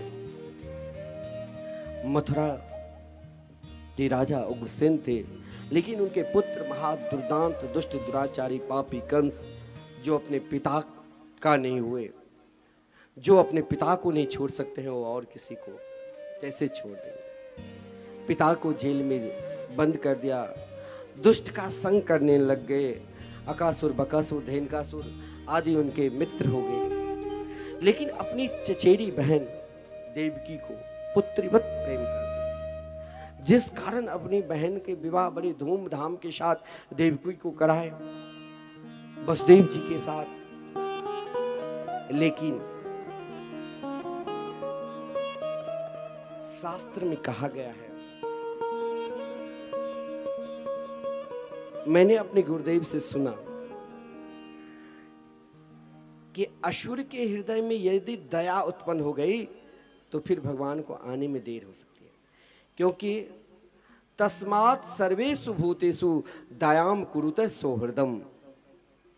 असुर यदि दया कर लिया तो भगवान को आने में देर लग सकती है, विलंब, जिस कारण समस्त देवता घबरा गए कि ये दुष्ट दुराचारी कंस बहुत अत्याचार दुराचार पापी है, इसलिए भगवान शीघ्र अवतार ले। जिस कारण समस्त देवताओं ने युक्ति सोची और आकाशवाणी के द्वारा कहा, अस्यास्त्वमष्टमो गर्भो हंतायाम वशे बुध। महाराज आकाशवाणी सुनते ही कि यही देवकी के अष्टम संतान तुम्हारे लिए काल होगा। महाराज दुष्ट जो होते हैं ना, यही दुष्ट की एक प्रवृत्ति है, बिना सोचे समझे देवकी को मारने के लिए तैयार हो गए। लेकिन वसुदेव जी जैसे महात्मा, राष्ट्र के रक्षक, कोई शतपुरुष ही कहा नहीं नहीं, ये एक स्त्री है, तुम्हारी बहन है, इसे तुम छोड़ दो। वसुदेव जी ने बहुत कुछ समझाया, लेकिन कंस जब नहीं माने, अंत में वसुदेव जी ने यहां तक कहा कि देवकी के जो भी संतान होगी मम स्मरण। वसुदेव जी के बात पर कंस भी विश्वास करते थे, क्योंकि वसुदेव जी कभी अशब्द बोल ही नहीं सकता है। लेकिन एक प्रेम पत्तन नाम के ग्रंथ है जिसमें लिखा था कि वसुदेव जी ने कहा था कि मेरा स्मरण, जो जब तक मेरा स्मरण रहेगा वही मैं तुम्हें समर्पित करूंगा। कंस ने कहा ठीक है, तुम्हें जेल में रहना पड़ेगा, हथकड़ी बेड़ियां धारण करना पड़ेगा, सब कुछ तैयार हो गए देवकी की रक्षा के लिए। क्यों? क्योंकि देवोयम वसुदेव स्यात्, देव की सर्व देवता, देव की कोई साधारण मां नहीं है, समस्त देवता की तेज ही देव की है, और समस्त वेद के सार तत्व ही वसुदेव है। और जहाँ वेद का सारे तत्व एक हो जाए, जहाँ देवता की तेज एक हो जाए, वहीं तो भगवान अवतार लेते हैं। और जब भगवान अवतार लेते हैं तो वहाँ आनंद अपने आप उत्पन्न हो जाता है। तो नंदो यानंद रूपस्य यशोदा मुक्तिदाय। नंद बाबा आनंद के स्वरूप है, यशोदा स्वयं जो दुनिया को मुक्ति प्रदान करते, कभी उसे ही उखल में बांध देते हैं। महाराज बहुत विलक्षण बाप है। वसुदेव जी अपने वचन के सत्य करने के लिए सर्वप्रथम पुत्र हुआ कीर्तिमान नाम के पुत्र कंस को समर्पित करने के लिए गया। कंस के हृदय में फिर दया देवर्षि नारद जी ने आकर समझाया, महाराज अष्टफूल 8 फूल लेकर या 8 फेरा या उंगली पर गिनती कराकर गिनती करो। महाराज कंस मान गए। उस कीर्तिमान को पुनः वसुदेव जी के हाथ से छीनकर विशाल चट्टान पर पटक गया। एक पुत्र को नहीं 6 संतान को समाप्त कर दिया। फिर भी देखिए धैर्य की परीक्षा, फिर भी वसुदेव जी भगवान के भजन नहीं छोड़े। ये होता है धैर्य की परीक्षा। हम लोग एक क्षण में घबरा जाते हैं, हम संघर्ष से लड़ नहीं पाते हैं, हम स्वयं को घबरा कर सोचते हैं कि अब भगवान भी मुझे नहीं बचाएंगे। लेकिन वसुदेव जी को देखो, हथकड़ी बेड़ियां लगी हुई है, जेल में बंद है, फिर भी अपने ठाकुर अपने कन्हैया के नाम नहीं छोड़े। और हर निशम 24 घंटे का ठीक है कन्हैया, तुम चाहे मुझे महल में रखो, तुम चाहे मुझे जेल में रखो, हे गोविंद हे परमात्मा, मैं सदा तुम्हारे भजन करता रहूंगा। आज भजन के फलस्वरूप ही भगवान ने सोचा अधिक विलंब नहीं करना चाहिए। स्वयं भगवान अपनी शक्ति, भगवान की शक्ति कौन है? लखन। सेवा प्रभु से इतना करो, इतना करो, इतना करो। भगवान अपने भक्त को सदा बड़े मानते हैं। भगवान हर पल हर क्षण मेरे प्रभु अपने भक्त के पीछे पीछे चलते हैं। भक्त चरित्र तो ऐसे विलक्षण है, जब कोई महात्मा भागवत के माध्यम से भक्तमाल सुनाने लग जाते हैं तो भागवत ही भूल जाते हैं। उन्हें पता भी नहीं चलता है कि हम भागवत के हैं या भक्तमाल के, क्योंकि भक्त के पीछे भगवान है, भक्त के आगे ही नहीं। क्योंकि प्रभु श्री राम ने लखन लाल जी की सेवा के फलस्वरूप ही कहा था कि कृष्ण अवतार में तुम बड़े बनकर आओ। क्यों कहा था? क्योंकि लखन लाल जी की तरह सेवा भाव हो ही नहीं सकता था। जिसने भाई मेघनाद को वही मार सकता है जो निद्रा और नारी को 14 वर्ष त्याग दी हो, लेकिन लखन लाल जी केवल निद्रा नारी नहीं, जब तक प्रभु श्री राम की सेवा में जंगल में रहे तब तक कोई अन्न जल का भी ग्रहण नहीं किया। और जब प्रभु श्री राम का राज्याभिषेक हुए, वशिष्ठ जी जानते थे, प्रभु श्री राम से कहा प्रभु शीघ्राति शीघ्र आप भोजन करो, क्योंकि लखन लाल जी 14 वर्ष तक कुछ नहीं खाए थे। प्रभु ने कहा मैं जब कंदमूल फल ग्रहण करता था तो लखन लाल जी को भी देते थे। मैं जानता हूं लखन लाल जी 14 वर्ष तक निद्रा नारी को परित्याग कर सकते हैं, लेकिन मेरे साथ तो फल खाया। लखन लाल जी के नेत्र सजल हो गए, बोले प्रभु मैं सेवा में ऐसे लीन हो गए मुझे पता ही नहीं। जब आपको सही में भगवान के भजन पूजन कीर्तन में मन लगने लग जाएगा, माला जाप करने में मन लगने लग जाएगा, फिर पता नहीं चलेगा कि समय कब निकल गया। कथा सुनने में मन लगने लग जाएगा, फिर पता नहीं चलता है। और वही लखन लाल जी कहा कि प्रभु आपके प्रसाद कभी विफल हो ही नहीं सकता, विकार युक्त हो ही नहीं सकता। आज भी वो फल सुरक्षित है और मंदरगिरी पर्वत पर है, लेकिन 4 दिन को छोड़कर, क्योंकि 4 दिन 14 वर्ष में आप भी उपवास किए। जिस दिन अयोध्या से जंगल प्रस्थान की, उस दिन जिस दिन महाराज सूचना मिली कि महाराज दशरथ अपने दिव्य धाम को पधार गए उस दिन, और जिस दिन महाराज माता जानकी को रावण ने अपहरण किया था उस दिन, और जिस दिन लखन लाल जी को मेघनाद के द्वारा शक्तिमान लगे हुए थे, इन 4 दिन को छोड़कर आज भी सुरक्षित है। और यही प्रसाद में ग्रहण करो, सेवा ऐसा करो, ऐसा करो, ऐसा भक्त बन जाओ कि भगवान आपके पीछे पीछे चले, आगे आगे नहीं। लखन लाल जी को देखकर प्रभु के नेत्र सजल हो गए, कहा कृष्ण अवतार में आप बड़े बनो। अब यहाँ समस्या कि देवकी कंस के जेल में बंद है, जिस कारण महाराज भगवान ने योग माया को आदेश दिए कि गच्छ देवी ब्रजम भद्रे गोप गोभी रलम कृतम।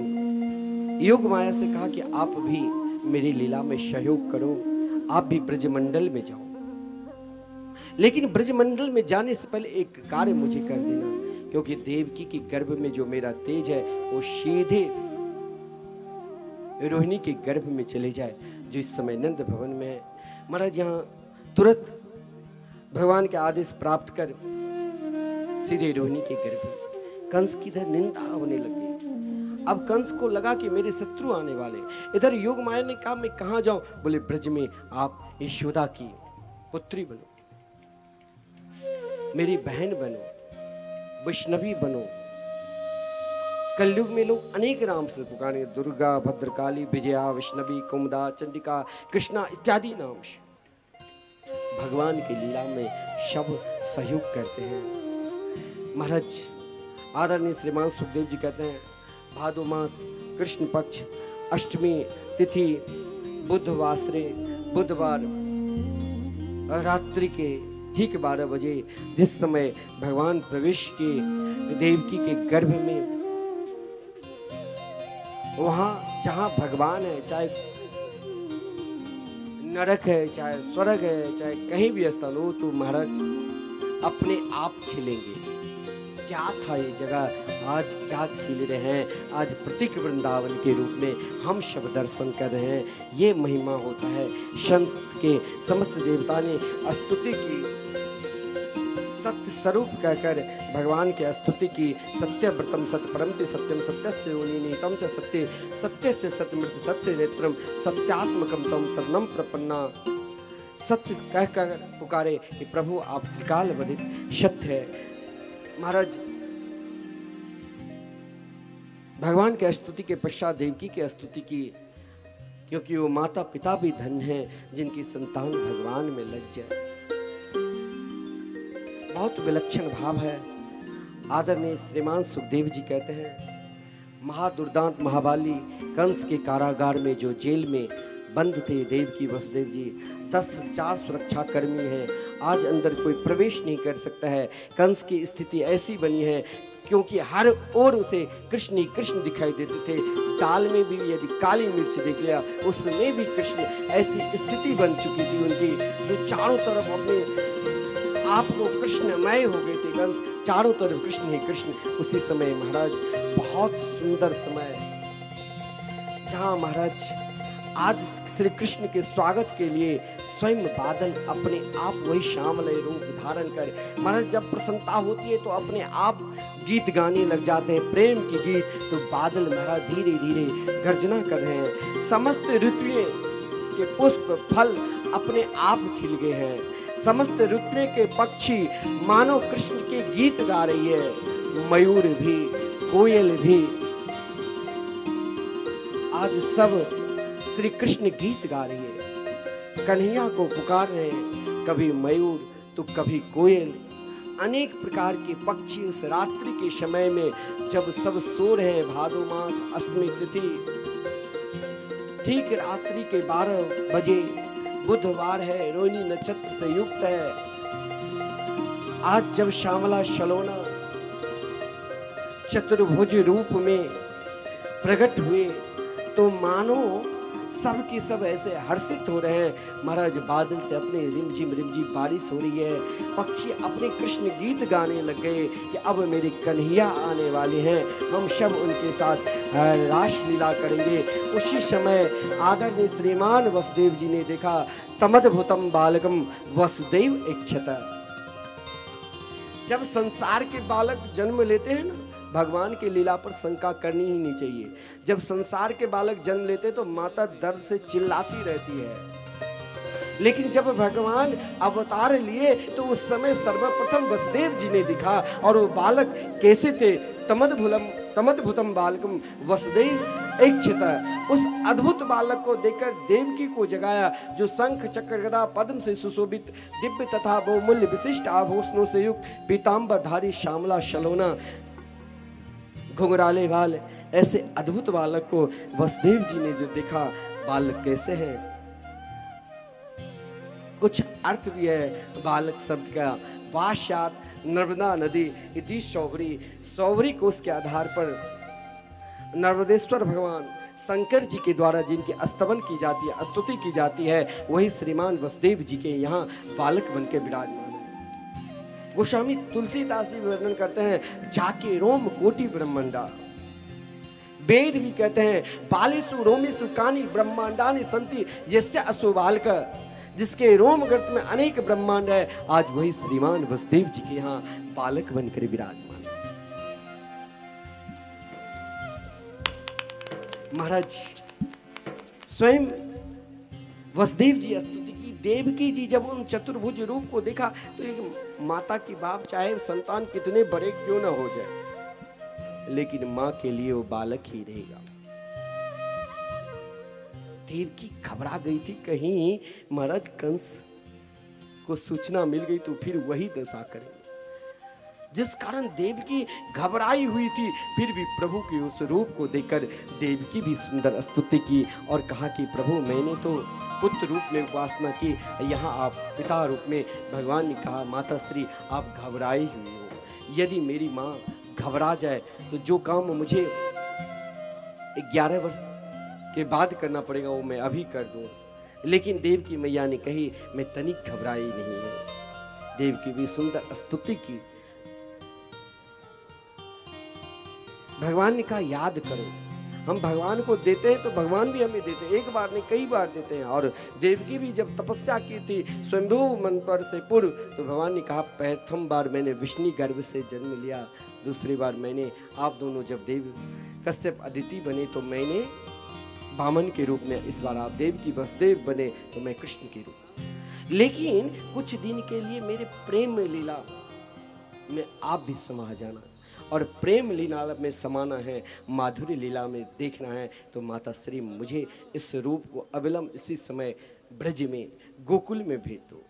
अब कैसे स्वरूप को उठाए? बोले घबराना नहीं, जो ही देवकी ने कही हथकड़ी बेड़ियाँ लगी हुई है, बोले चिंता मत करो, एक बार जो जीव मेरे आश्रित हो जाते हैं, संसार के समस्त बंधन अपने आप टूट जाते हैं।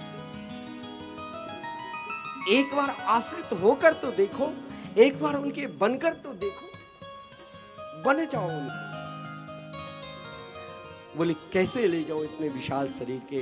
बोले भक्त के लिए मैं सदा नन्हे छोटे से रहता हूं, क्योंकि भक्त के पीछे पीछे भगवान चलते हैं। इसीलिए बभूव प्राकृतः शिशु, नन्हे से छोटे से शिशु रूप में हो गए प्रभु। और वहाँ एक विलक्षण टोकरी आ गया, उसी में वसुदेव जी बिठा लिए। आज परब्रह्म परमात्मा को अपने मस्तक पर बिठाकर ले जा रहे हैं वसुदेव जी महाराज। जिस समय वसुदेव जी ले जा रहे थे, बादल के अंदर इतनी प्रसन्नता होने लग गई, इतनी प्रसन्नता होने लग गई, जो प्रसन्नता में लोग सब कुछ भूल जाते हैं। मंद मंद बारिश होने लगी। अब जो मंद मंद जो बारिश हो रही थी, जो महाराज जिस बारिश के कारण कहीं कन्या को सर्दी जुकाम ना हो जाए, तो ये कृष्ण प्रेम होता है। बलदेव भैया चाहे बड़े बनकर भी आए, भक्त चाहे कितने भी बड़े हो जाए, फिर भी अपने स्वामी, अपने इष्ट, अपने प्रभु से छोटे बनकर रहते हैं। इसीलिए बलदेव भैया ने कहा, प्रभु मुझे अभी सेवा की मौका दो। तुरंत बलदेव भैया शेष भगवान के रूप में पीछे पीछे चले गए।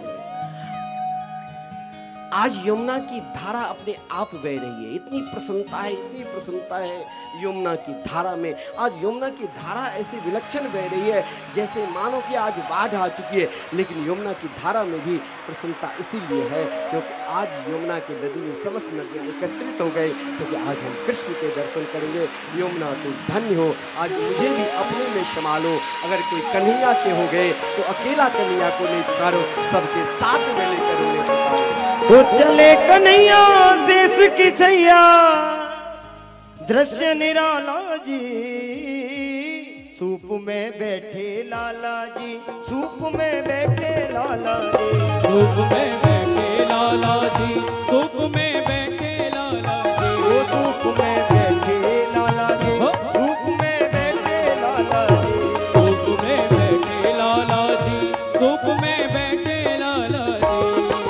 चले कन्हैया शेष की छैया, कन्हैया शेष की छैया, चले कन्हैया शेष की छैया, चले कन्हैया शेष की छैया, दृश्य निराला जी, सूप में बैठे लाला जी, सूप में बैठे लाला जी, सूप में बैठे लाला जी, सूप में बैठे लाला जी, वो सूप में बैठे लाला जी, सूप में बैठे लाला जी। सूप में बैठे लाला जी।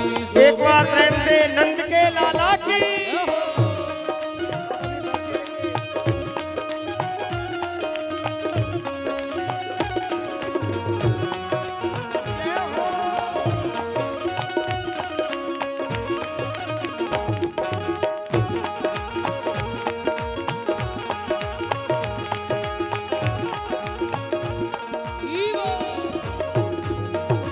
जेल के ताले टूट गए हैं, बंधन सारे छूट गए हैं, जेल के ताले टूट गए हैं, बंधन सारे टूट गए हैं, ओ जेल के ताले टूट गए हैं, बंधन सारे छूट गए हैं, जेल के ताले टूट गए हैं, बंधन सारे छूट गए हैं। कृष्ण को अपने सर पे उठाए, वासुदेव जी गोकुल आए, कृष्ण को अपने शीश उठाए, वासुदेव जी गोकुल आए, घुमड़ घुमड़ के मेघा बरसे, घुमड़ घुमड़ के मेघा बरसे, ओ घुमड़ घुमड़ के मेघा बरसे, हो रही जय जयकार।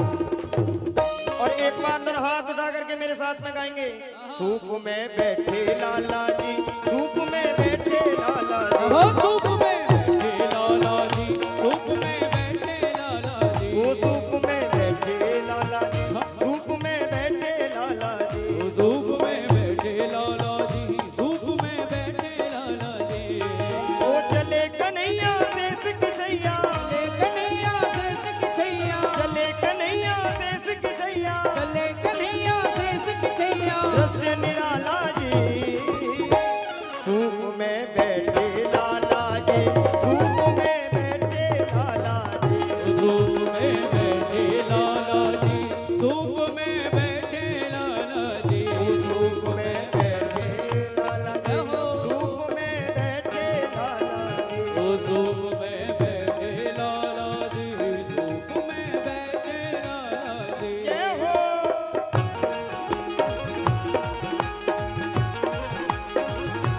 और नंद के लाला की जय हो।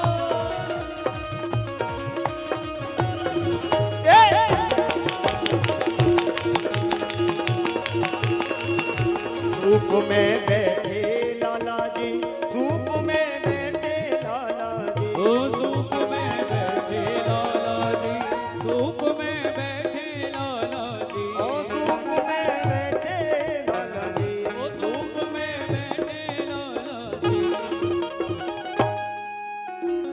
और सुंदर भाव है। आज हम लोग यही भाव का श्री कृष्ण जन्मोत्सव के आनंद लेंगे।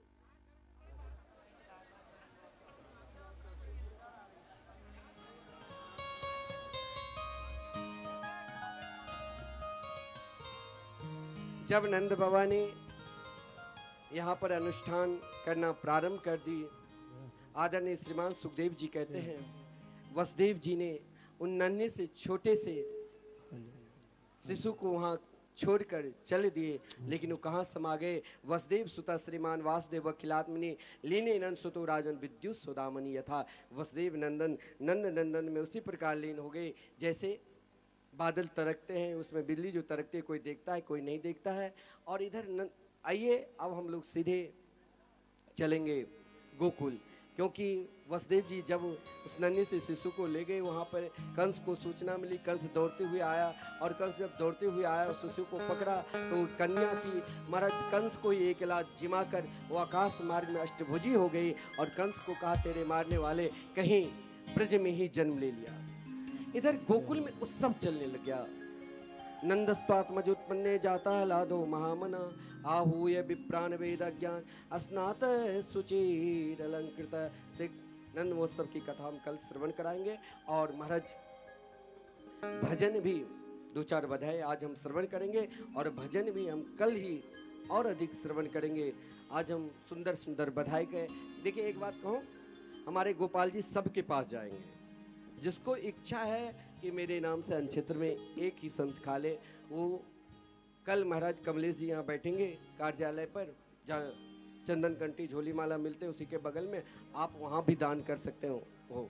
एक संतों को एक भक्तों को यदि जीवाना है तो आप दान कर सकते हो। और हमारे गोपाल जी सबके पास जाएंगे और आप जहाँ हैं वहीं से देखिए आज सब नाच रहे हैं, क्योंकि यहाँ बार बार आप लोग उठ जाते हैं। आज कन्हैया के जन्म में सब नाचना, क्योंकि सुनंदा जब घर में प्रवेश करती है और देखती है वो नीलमणि अलौकिक प्रकाश को, तो दौड़ती हुई भागती हुई नंद बाबा के पास जाती है और कहती है बाबा बधाई हो, आपने जो ब्राह्मणों के जिमाए, आपने जो अनुष्ठान करी, आपके घर एक नन्हो सो प्यारो सो लाला भय हो है, मानो है जैसे नंद बाबा की प्रसन्नता हुई है उसी प्रसन्नता में हम सब भाव के साथ आज नाचेंगे, झूमेंगे, गाएंगे। और हमारे गोपाल जी जो ब्रजवासी है, जो आपके सुंदर दिव्य रास लीला के दर्शन कराते हैं। और ध्यान देना आज आप सब सोना नहीं, क्यों आज क्यों नहीं सोएंगे? आज जो सोओगे वो पछताओगे, क्योंकि 12 बजे रात्रि तक रासलीला दर्शन करोगे।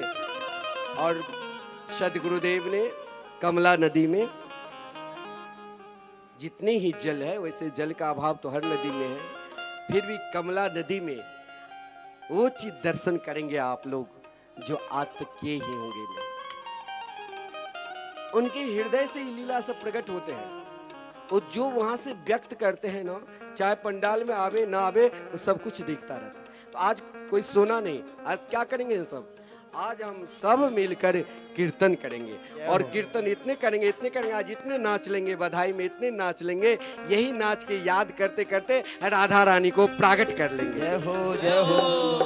अभी कन्हैया प्रकट हुए हैं, अब प्रातः काल 4 बजे 3 बजे ही पहुंच जाना वहीं पर सब, और वहां पर खूब भाव के साथ नाचना गाना कीर्तन करना। फिर हम राधा रानी के सुंदर प्रागट्य लीला के हम प्रातः काल दर्शन करेंगे हम सब मिलकर। तो आइए हम सब भाव के साथ बधाई गान करते हैं और जो जहां वहीं से झूमते रहिए, सब झूमिए नाचिए। सर आज पूरे गोकुल नगर में मोहल्ले में यही हल्ला हो गया कि नंद के लाला हुए। समस्त ब्रजवासी को लगा कि आज मेरे घर में आनंद प्रकट हुए हैं। वही आनंद को बरसाते हुए हम सब झूमे नाचे और गाए क्या के लाला जायो है कि नंद घर ये लाला जायो है हो ब्रज में। सेवा करते रहिए, बड़े प्रेम से ताली सेवा करते हुए मस्ती में झूमते हुए गाएंगे सभी क्या कि ब्रज में है रे जय जयकार नंद घर लाला जायो रे। ब्रज में है रे जय जयकार नंद घर लाला जायो है ओ लाला जायो है यशोदा ने लाला जायो है लाला जायो है यशोदा ने लाला जायो है के ब्रज में के ब्रज में ओ ब्रज में है रे जय जयकार नंद घर लाला जायो है। ब्रज में है रे मस्ती में झूमते हुए लाला जायो विराम है।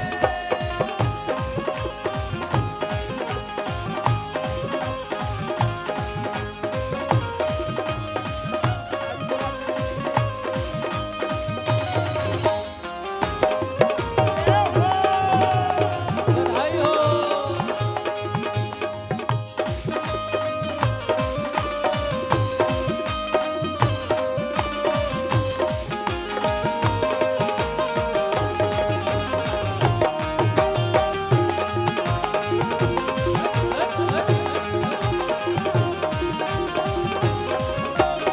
ग्वाल बाल सब हिल मिल गावे ग्वाल बाल सब हिल मिल गावे जूत के जूत नंद घर आवे जूत के जूत नंद घर आवे हे ब्रह्मानंद समान आज सुख सबने पायो है ब्रह्मानंद समान आज सुख सबने पायो है के ब्रज में के ब्रज में के ब्रज में रे जय जयकार नंद घर लाला जायो है।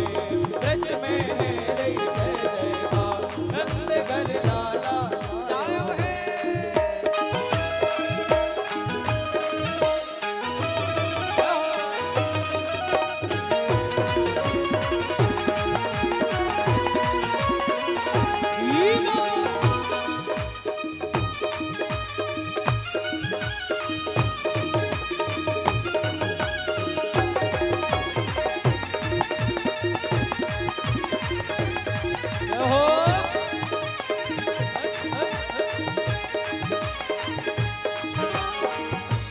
चौरासी कोस में भैया ब्रज 84 कोस में भैया सभी कहें धन्य जसोदा मैया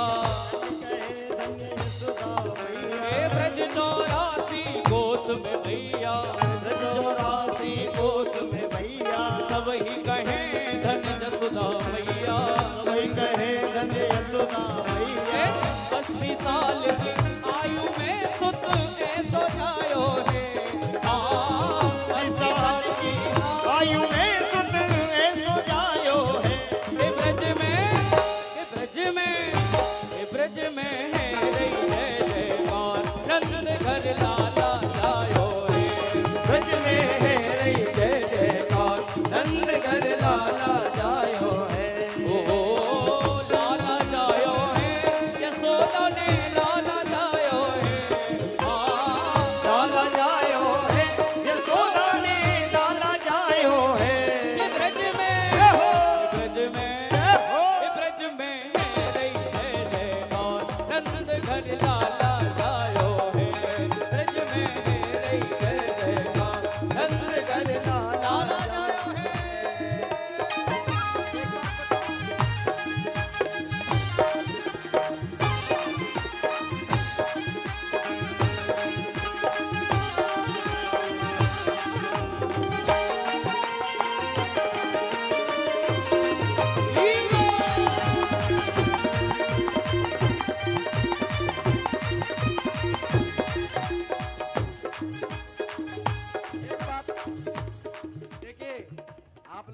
रहे हैं, लेकिन हमारे ब्रज में हमारे स्वामी जी कहते हैं कि देखिए ये मिथिलावासी है, लेकिन वो ब्रजवासी सूखा रोटी भी नहीं खाते हैं। कहते हैं ये शोक सभा हम लोगों के जब होता है तब कोई सूखे रोटी खिलाते हैं, और यहाँ सूखा ही बधाई गा रहे हैं। वृंदावन के इतने ब्रजवासी है, आप लोगों के एक सौभाग्य होना चाहिए कि ऐसे ब्रजवासी, हमारे ब्रजवासी रास बिहारी सरकार स्वयं दर्शन करा रहे हैं, हमारे गोपाल जी सबके पास जा रहे हैं। मेरे प्यारे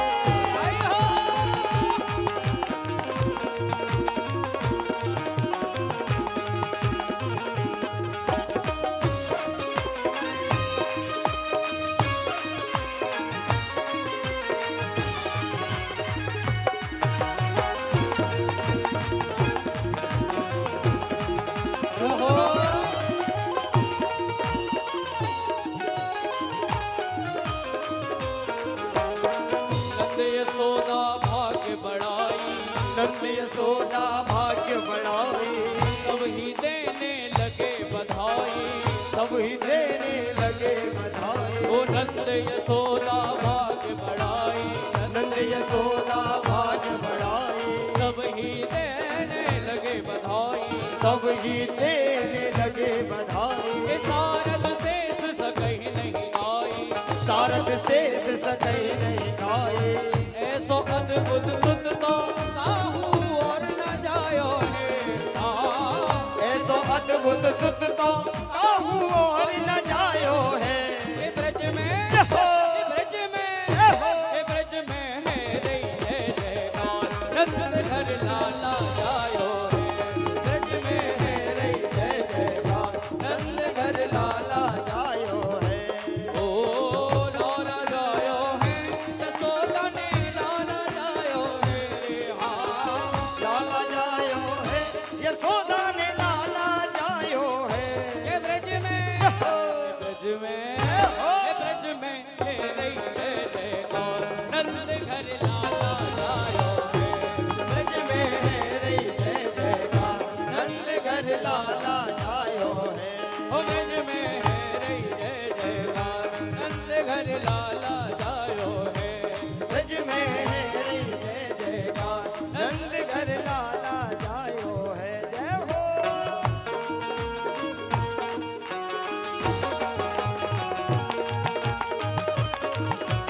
बधाई हो।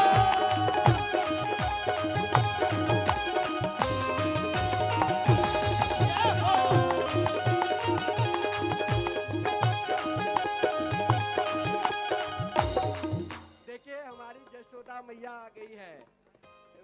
इनके ही कृपा से मैं महाराज जी के साथ लगे हुए थे। जब इनसे महाराज जी ने सलाह ली तो मैंने यशोदा मैया से कहा कि आप ही बन जाओ भागवत के मुख्य जजमान, आरती आप ही, इनके अस्वस्थ रहते इसलिए डॉक्टर साहब प्रतिनिधि है ही है, और सबको बधाई देंगे। हमारे जितने भी ब्रजवासी है सभी को बधाई मिलेगा।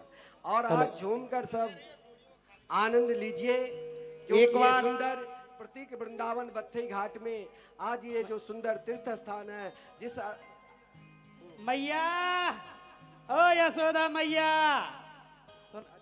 ओ मैया सुन ले, यहाँ आइए, काय को आइए, बधाई लेवे आए सब रे। ये बैठे ये बैठे ये बैठे, लाओ दे दे री मैया, भैया जी अरे दे दे री मैया बधाई, दे दे री मैया तेरी हो तेरी, हाँ तेरी गोद में आयो लाल, बधाई दे दे री मैया कि तेरी गोद में आयो लाल, बधाई दे दे री मैया।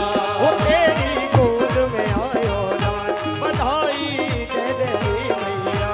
कि तेरी गोद में आयो लाल, बधाई दे दे री मैया। दे दे री मैया बधाई, दे दे री मैया। हाँ दे दे री मैया, बधाई दे दे री मैया। कि तेरी हो तेरी, हो तेरी गोद में आयो लाल,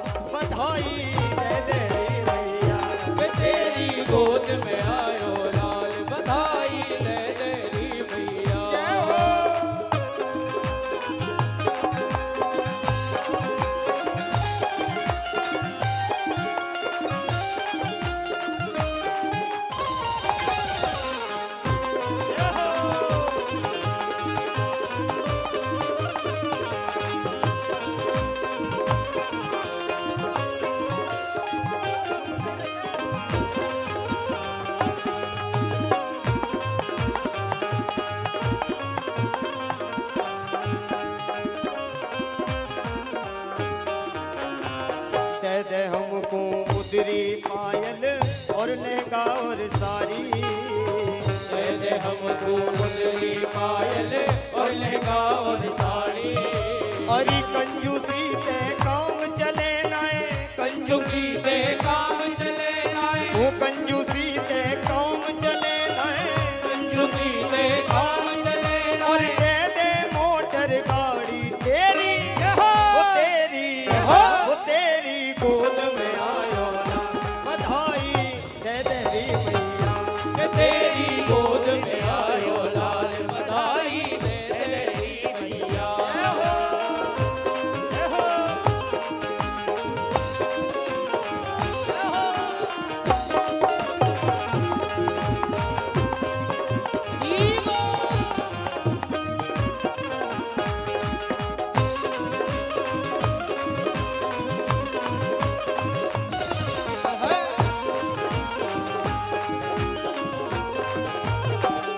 दोनों हाथों में ताली सेवा करते हुए। और एक भाव सभी लोग झूमते हुए यही गाएंगे क्या? ओ कान्हा आए ब्रज में आनंद हो गया, कान्हा आए ब्रज में आनंद हो गया। कान्हा आए ब्रज में आनंद हो गया। कान्हा आए ब्रज में आनंद हो गया। ओ भक्तो नंदलाला हो गया। ओ भक्तो नंदलाला हो गया। ओ भक्तो नंदलाला हो गया। ओ भक्तो नंदलाला हो गया।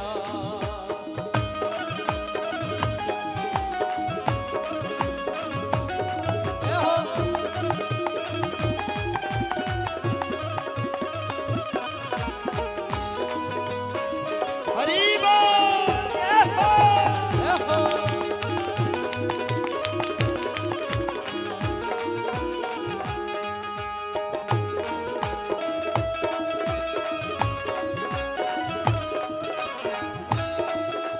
झूमते हुए हरि बोल।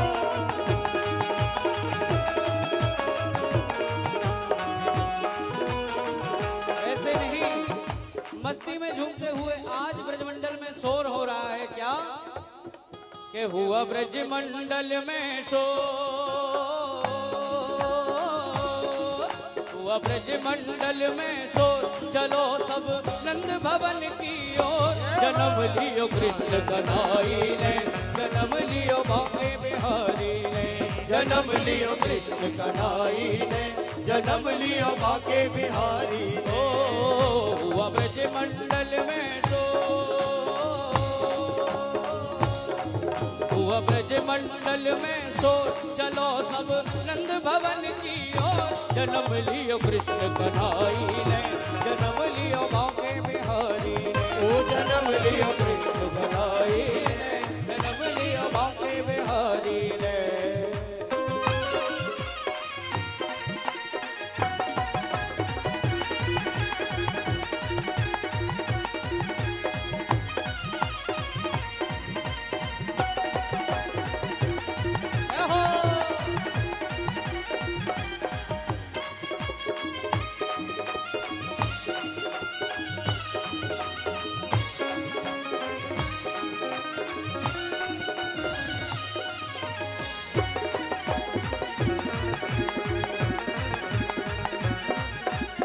ब्रजमंडल में धूम मची है, ओ ब्रजमंडल में धूम मची है। शहनाई भी बाज रही है, शहनाई की मौज घड़ी है। ब्रजमंडल में धूम मची है, ब्रजमंडल में धूम मची है। शहनाई भी बाज रही है, शहनाई भी बाज रही है। और छाई घटा घन को, घटा घन घोर। चलो सब नंद भवन की ओर। जन्म लियो बांके बिहारी ने, जन्म लियो कृष्ण कन्हई ने। जन्म लियो बांके बिहारी ने, जन्म लियो कृष्ण कन्हई ने।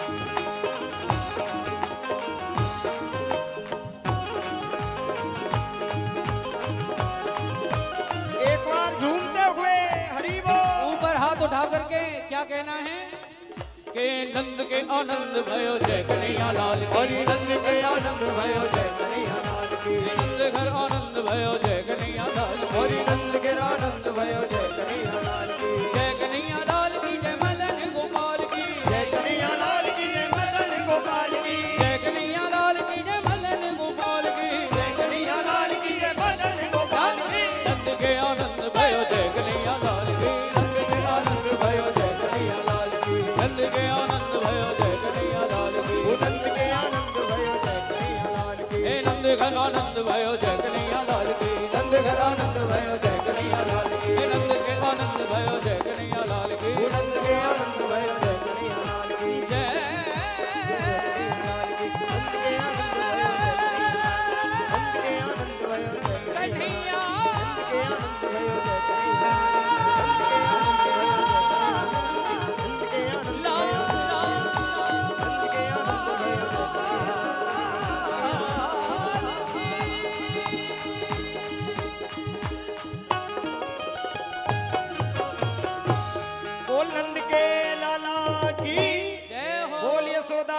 छोरा की जय हो। जिन्हें भी बधाई देनी हो वो आरती करते जाए, आरती के बाद बधाई देते जाए और सभी प्रेम से तैयार होकर के कल भी आएंगे। और प्रातः काल की वेला में रास भी होगा और बड़े भव्य रूप से श्री किशोरी जी का, राधा रानी का जन्म होगा। वो उधर जिधर भोजन होता है ना उस जगह होगा, ठीक है ना। सभी तैयार रहें, ब्रह्म मुहूर्त में भजन हो जाए। हरे कृष्ण। ओम चंद्रमा मनसो जातसो सूर्यो उजायता श्रोता द्वाय प्राण समुखात गिरिरजायत। आइए बड़े प्रेम से आरती करते हैं बाल कृष्ण लाल की। आरती बाल कृष्ण की जय, आरती बाल कृष्ण की जय, अपनो जन्म सफल कर लीजिए, अपनो जन्म सफल कर लीजिए। श्री यशोदा को परम दुलारो, श्री यशोदा को परम दुलारो, बाबा की अखियन को तारो, बाबा की अखियन को तारो, हे गोविंद के प्राणन सो प्यारो, गोविंद के प्राणन सो प्यारो, इन पर प्राण न्योछावर कीजे, इन पर प्राण न्योछावर कीजे। आरती बाल कृष्ण की जय, आरती बाल कृष्ण की जय। ओ बलदाऊ को छोटो भैया, बलदाऊ को छोटो भैया, कनुआ कहे कहे बोले आकी मैया, कनुआ कहे कहे बोले आकी मैया। हे परम मुदित मन लेत भलैया, परम मुदित मन लेत भलैया। यह छवि नयनन में भर लीजिए, आरती बाल कृष्ण की जय। तो तरि बोलन मधुर सुहावे, तो तरि बोलन मधुर सुहावे, ओ सखन मध्य के लत सुख पावे, सखन मध्य के लत सुख पावे। सोई सुकृति जो इनको जावे, सोई सुकृति जो इनको जावे। अब इनको अपनो कर लीजिए, आरती बाल कृष्ण की जय। ओ श्री राधा वर सुगढ़ कन्हैया, श्री राधा वर सुगढ़ कन्हैया, ब्रज जन को नवनीत चुरैया, ब्रज जन को नवनीत चुरैया।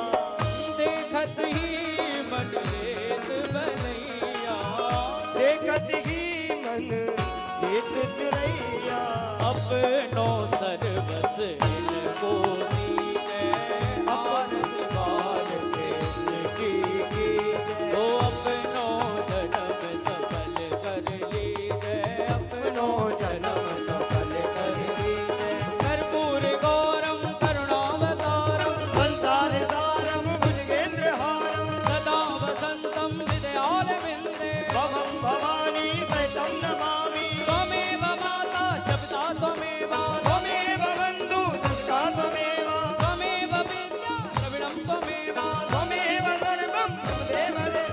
राधे कृष्ण राधे कृष्ण कृष्ण कृष्ण राधे राधे राधे श्याम राधे श्याम राम श्याम राधे राधे राधे कृष्ण राधे कृष्ण कृष्ण कृष्ण राधे राधे राधे श्याम राम श्याम राधे राधे कृष्ण राधे कृष्ण कृष्ण कृष्ण राधे राधे श्याम राधे श्याम